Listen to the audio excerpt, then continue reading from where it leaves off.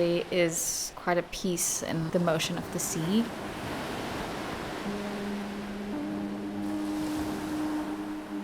There's like a rhythm to it.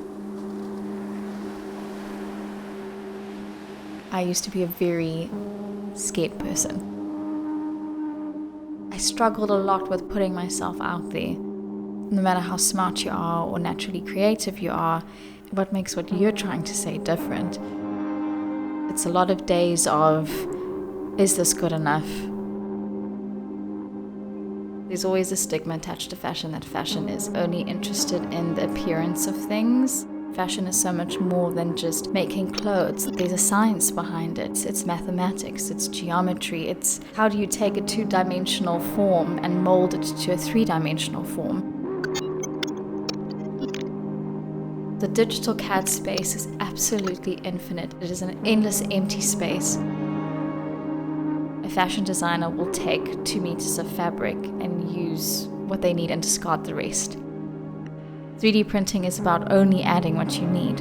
I could create a collection that lives in a certain moment in time and choose to break it all down, extrude new filament and create an entirely new collection using that old material. In that sense, 3D printing is quite a sustainable process. I love to work with found objects, very much rooted in nature. Those are the shapes which are hardest to replicate digitally.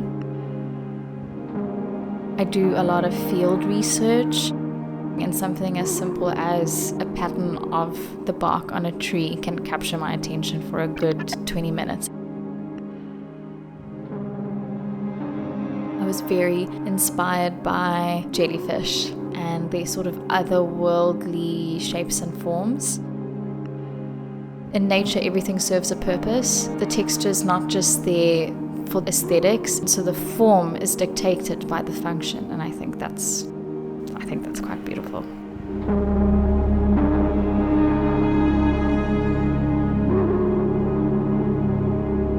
I love the idea of taking analog objects and digitally manipulating them and making it look a bit cold and a bit sharp, and outputting this sort of hybrid between analog and digital.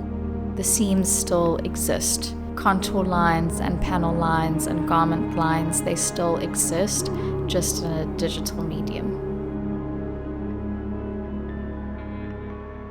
You have all of these animalistic forms and some of the pieces that look very exoskeletal but also dangerous in a way, like a protective barrier or like a piece of armor.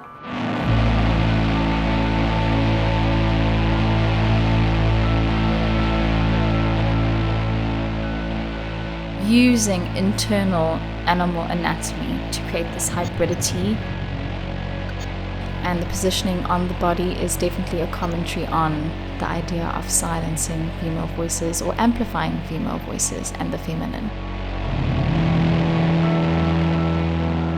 I entered into the industry with the intention of being a fashion journalist. My career has in no way unfolded in the way that I had initially intended, but I wouldn't have it any other way.